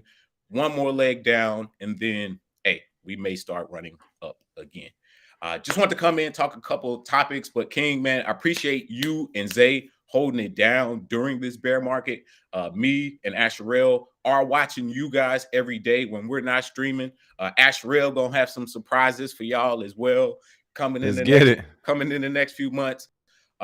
If you've seen our crypto and down we've done recently, he's upped the production, man. We got a lot of new things there. We'll be back on Tuesday nights coming soon. But with 2 babies, a wife, a couple jobs, it's a lot harder for me to stream every day, but I'm just as plugged in. I'm with you guys, and I appreciate everything you've been doing, man. Hey, same here, Jams. You know, we holding it down for you all as well. Crypto and down, Jams, Asher, they've been giving us great knowledge, great tokens too you probably never heard of, and great technology that's going on in the space. So same to you, much appreciate you calling in. And it's funny, y'all keep talking about in the comments, is some of him he will pull up. What you about to say, James? Hey, 1 second. I'm just like Batman. If you fly the signal, you say my name, I'm pulling up. I will meet you outside, don't matter where it is. An airplane ticket ain't shit to me. Bear market. There we go. And then last thing, I think somebody said in the comment section, don't become a meme. Nah, man, I'm a real life. You'll catch me in blood and flesh Mhm. only. What you say, get it There back it in is. blood. And then I saw another comment where somebody said, just keep educating the people. That's what I'm here to do, man. Shout out to everybody that show love. Enjoy your Much week. appreciated. Much Hey, appreciated. All right, now, James. and drink your damn Bud Light. This Texas, baby. Hey, appreciate it, Jim. Take care. My Crypto Space UK, I got you. Yes, I do need to change the website. I will change that this weekend too. Zay and I have planned this weekend to go through everything and update everything. So I'll add that change as well. And of course, you all can get a lot of cool crypto gear from him. So I need to update that. I got you. TB, are you still there? My fault, TB. I know we had you on hold for a bit. Hey, TB, what's going on? What you got for us today? What's going on? You can hear me? Yes, hear you. Perfect. How you doing today? Can't complain, man. You know, just call in and talk about Ray Dalio. This the thing, though. He did write a lot of good books. He wrote the principles. But, you know, principles are few. The methods are I do many. know the principles, though. Yeah, I know principles. Once you know the principles, we got many different methods from there. So he really set the tone for that. He not even following his own rules at that point. Because he's saying we got to be stuck in that mindset and we can't grow and deviate from what he taught us. But then again, you know, we got Warren Buffett, you got Benjamin Graham, intelligent investor, all these guys. But at the same time, nobody's listening to Michael Saylor. He's taking these losses, and I feel like they all in the same boat. They in the same group. They at the same lunches talking, maybe, or maybe not. They excluded them from it. But just looking at that aspect, you can go ahead. I'm sorry. No, go ahead. I was just saying, looking at that from that aspect, it's like you would think they would all be thinking the same, but on the back end, maybe they are thinking the same. They're just not putting it in the public. And that's what somebody said. Somebody said they're probably all buying Bitcoin on the back end, and then they're not going to tell you till like this one day out the blue, which would be even crazier. But I don't know. So let's say that what do you think their game plan is? You read some of these books, you see how they think and all this good stuff. What is their game plan? Is it to just stall people out until, you know, they can acquire more Bitcoin, or is it literally to try to eliminate the entire network? What do you think? Now they just late to the party. You know, you mad when all the food and drinks gone. You're like, hold up, I didn't miss the whole party. I'm gonna make sure I ruin this. I'm gonna get my toilet paper, throw it over the house. You know, I might try to rob them at the let out. Let me rob them for everything they got. And the fact I understand all these jokes is the worst part, but I'm with you. I'm with you. You're saying they late to the party and they just mad, so they just trying to just trash the whole thing. Nobody get to have fun no more. Exactly. So, you know, and they gonna get the remaining. So everybody, come on, line up. I want everything in y'all pockets after the party. At that point, I see there that. It is. There it is. So tell us, what other outside of Bitcoin, what other parts of the space do you like? What are you into? I'm into that DeFi. So actually, it was an article. No, it wasn't an article. It was data that came out on the 21st of January. It was basically saying how many people invested in DeFi tokens. And now it's less than 1% of people that actually invested in DeFi tokens are actually using the protocol. So I guess staking, providing liquidity, and yield farming. So just even knowing that, we still early to the party and get into those applications. That's the real thing. I agree. Whenever we're doing our class, we actually look at on some of these platforms the numbers of users and stuff, and people. Like, he's serious on some of these DeFi spaces. It could be like some platforms literally have maybe 1,500 people. Other platforms have 11,000 people, but like 11,000 is a high number. So I mean, we're trying to tell you it's super early. The fact that you even know what this stuff means and you're playing around with it, folks. Like, we are super early. Any DeFi platforms you would suggest people at least take a quick peek at? Oh, yeah, that Arbitrum Network. They the big boy right now, I feel like. They running it up. Okay. And FTM, too. FCM, they did 200% since January 1st. So go check that out. I'm not invested in myself. I just seen it. I don't chase the pumps and none of that. You know, there we go. By the moving train on the way we'll to the definitely get those. It's funny you said Phantom, because they actually just had a story come out yesterday which said, was it a bull run or a bull trap? So everybody's actually trying to figure that one out right now. And last but not least, because everybody's asking, where are you from? You know, they hear the accent. People are saying Baltimore. Oh, no, I'm from D.C. though. oh, that is D.C. You're right there. Okay, yeah, okay. Hey, I used to live there too. I got some areas, Georgetown and Fed Hill, Baltimore. Go back and forth. Know some spots. Is Park still open?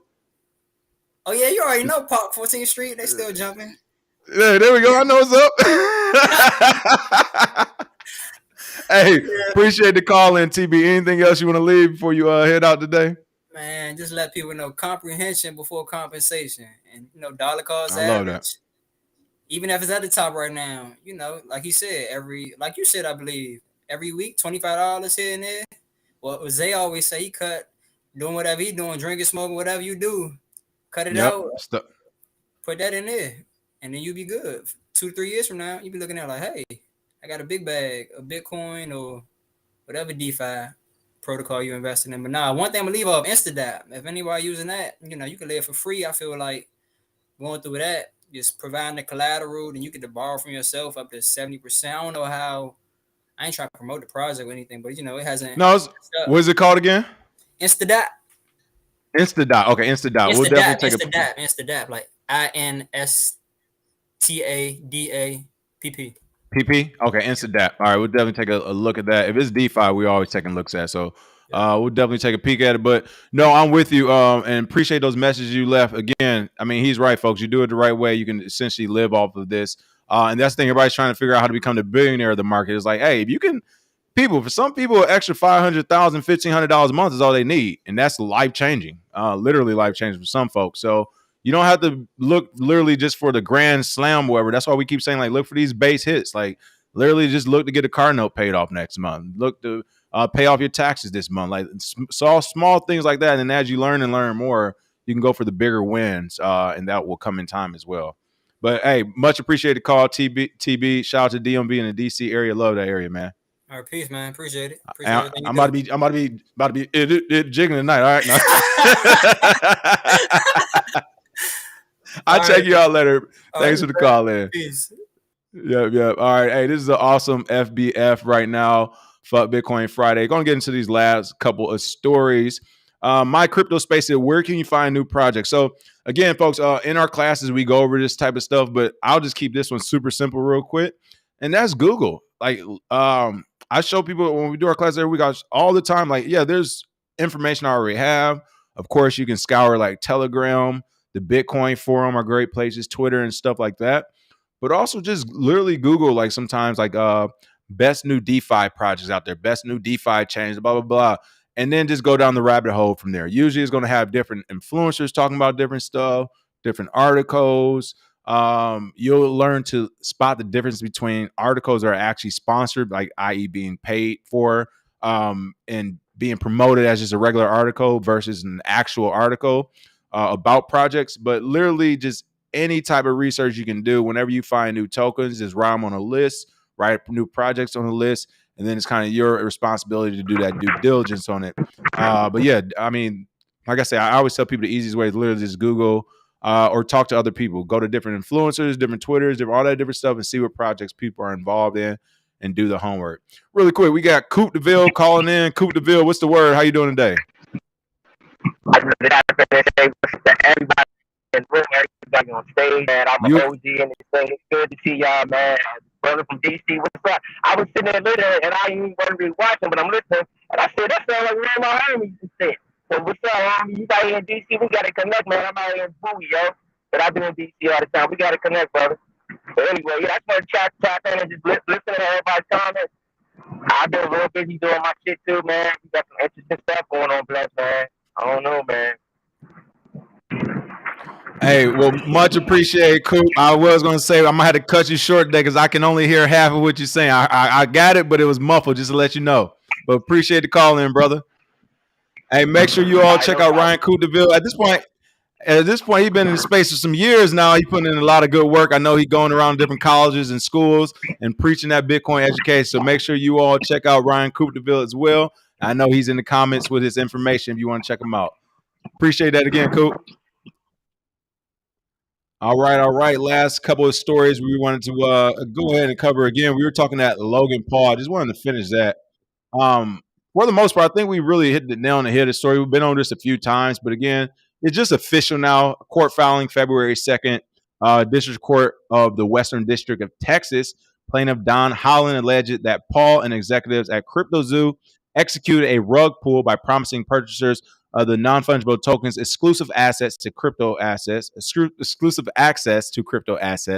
among other benefits, but ultimately abandoned the project and kept the funds.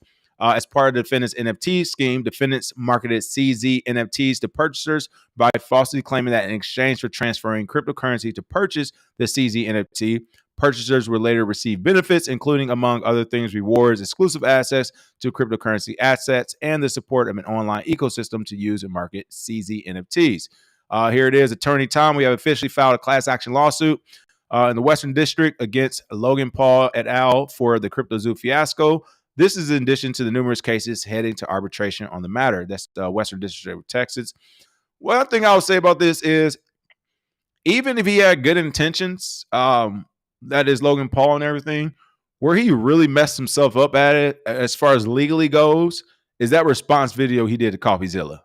Like, you fucked yourself legally on that, to the point you may actually have to settle with people rather than even fight this thing. Because that video where you ended it toward the end, where Logan Paul was like, we never said that CryptoZoo wasn't going to be released.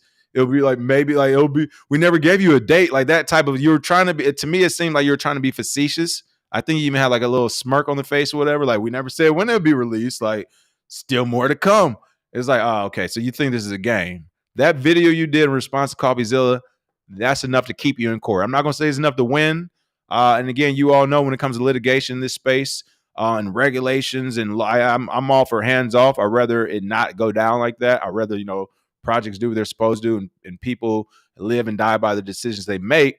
But it looks like it doesn't matter. I think this is going to go to litigation.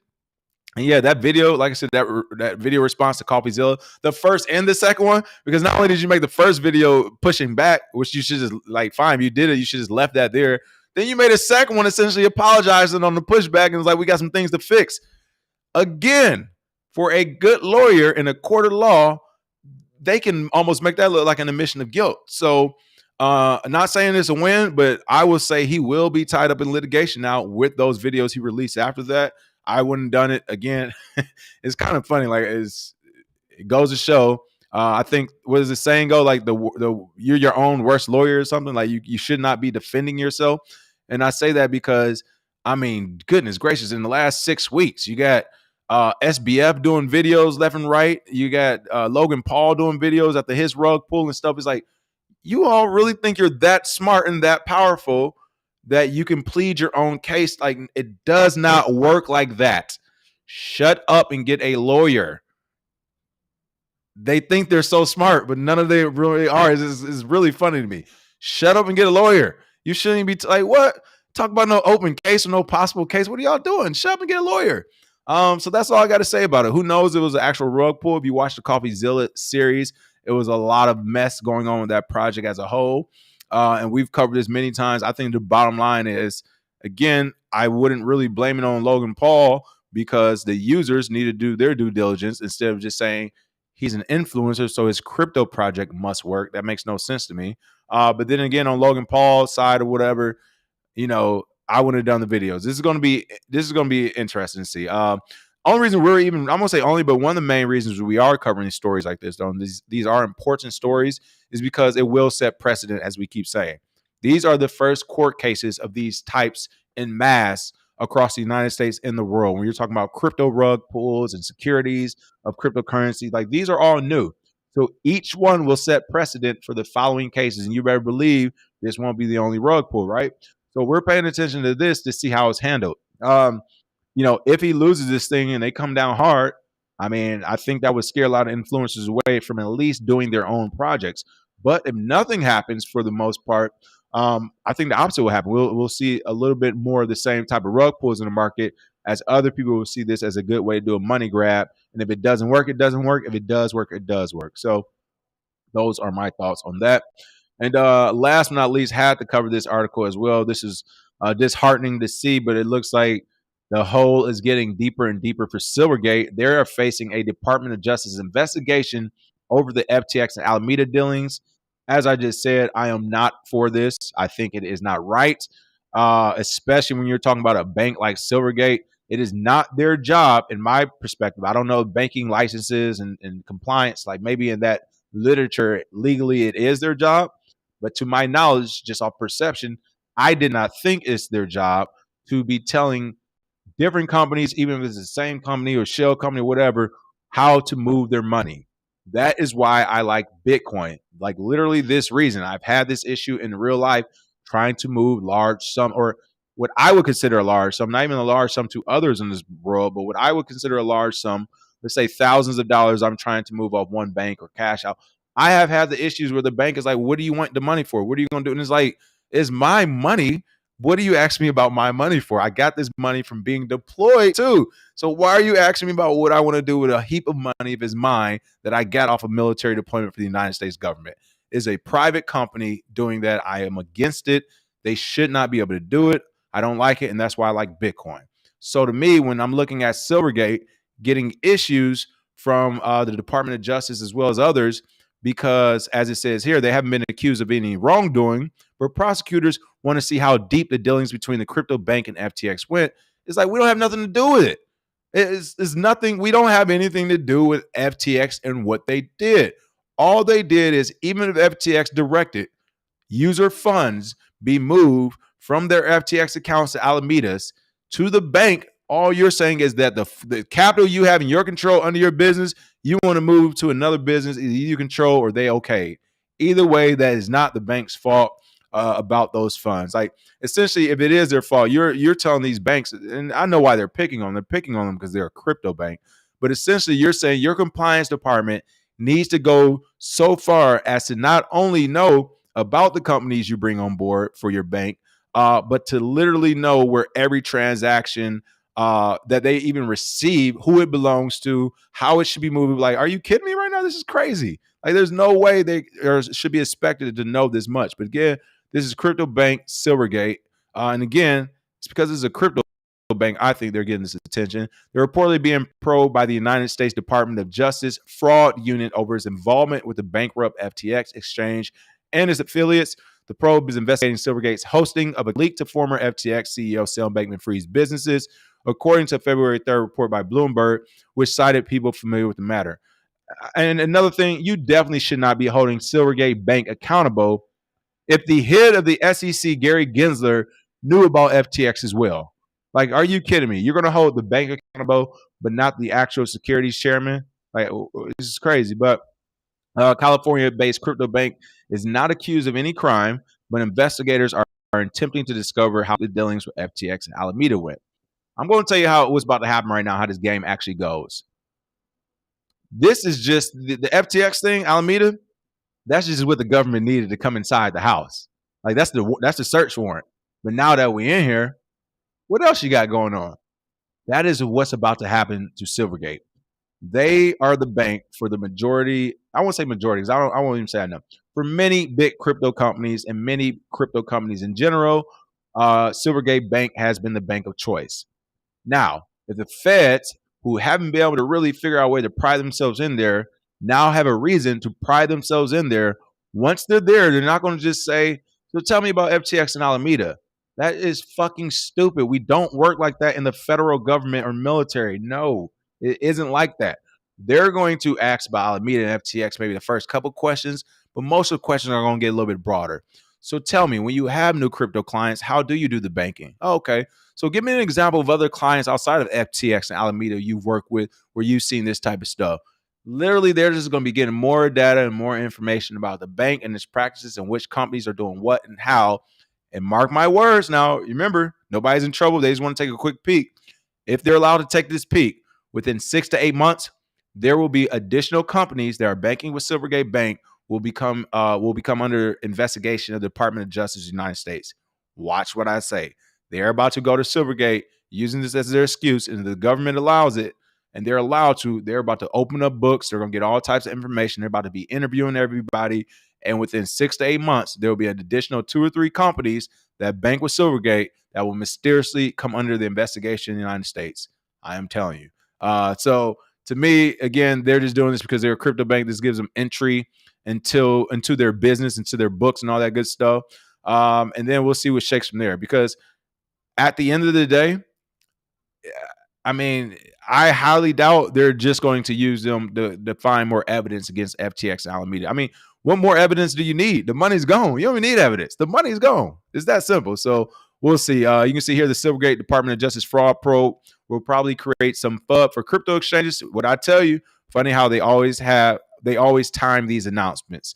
That's what I think. So yeah, we got Coinbase, Paxos, Crypto.com, Gemini, Kraken, Bitstamp, Circle, and FTX. Coinbase is safe because they're already public. Circle is safe because they're backed by Goldman Sachs. The ones that will be in trouble will be Bitstamp. Kraken will I'm trying to think who's the owner of Kraken. Oh, that's Jesse Powell. Yeah, Kraken will come under some issues. Gemini, yes, they already want Gemini, even though Gemini's tried to do everything right, which is interesting. And Crypto.com, yes, as well. Paxos, I think, may be straight because I think they have a government back or big Wall Street backing too. So I think the four that will get it the worst will be Crypto.com, Gemini, Kraken, or Bitstamp. So be on the lookout for those four or any other mid-sized ones. These are the bigger ones. They have a lot of mid-sized ones too that won't, that maybe it won't be the grand slam for the government, but they'll definitely get people promoted. And I'm talking like the $8 million, we did a $2 million fine here. We did a $300 fine here. We did a $4 million, like those mid-sized ones. And they won't be as notorious. Like if you do crypto.com or Gemini, they'll be on the front page of every media outlet the next day, right? And the government might get pushback from these companies because they do have the money to go to actual war with their lawyers and the government. But if you talk about these mid-sized companies that don't have the notoriety, that don't have the funds to go to war and all the other stuff, oh man, you can literally get about you can go to Silvergate Bank, get some information. I mean, listen, there's no possible way that every crypto company is doing everything right per the government's order because they haven't gave us order. So literally, you just use that gray line. You pick about 5 mid-sized companies, and you walk away with $10 or $15 million in about 6 months in the promotion. I think it's going to happen. We'll see though. Other than that, that is the show for today. I'm going to take a quick peek at these last few comments. Again, everything will be updated this weekend. Zay and I spoke today to get a plan together. So everything's going to be updated. YouTube, podcast, all that good stuff. And we already have done some clips. We're going to start releasing clips. Bitcoin Zay already did some clips. They look pretty cool. So can't wait for that as well. Let's see the last few comments, see what's going on here. Too many stories to tell, says, like, when you get pulled over bogusly and they want to search your car. That's what I'm talking about. My Crypto Space UK, what's going on? Can we do a Q&A session on our live news? Yeah, maybe we'll start adding that back in when we do like a mini Q&A session or something. Let's see. FTX was a setup for entry into the industry, says K-Bunk. A lot of people have been saying that, and it is tinfoil hattish, but it's possible. But if that is the setup for the industry, it worked because now, I mean, you can regulate like crazy. You can get inside the banks like crazy right now. So it's interesting. All right. Other than y'all funny. Somebody said, Local TX said, that's why I never let any door-to-door salespeople inside my house. I'm right there with you. You can say, hey, I'll come outside with you. What you need? No, you don't need to enter. No worries. Other than that is the show for today. It was a great show. Thank you, Local TX, for calling in. OMAC, TB, of course, Jams got a chance to call in today in Coupe de Ville. Thanks for all the comments as well. Today was a great show. Make sure we smash that like and share. And of course, we will see you all next week with some more crypto news. And of course, we'll see all our students on Sunday for another Sunday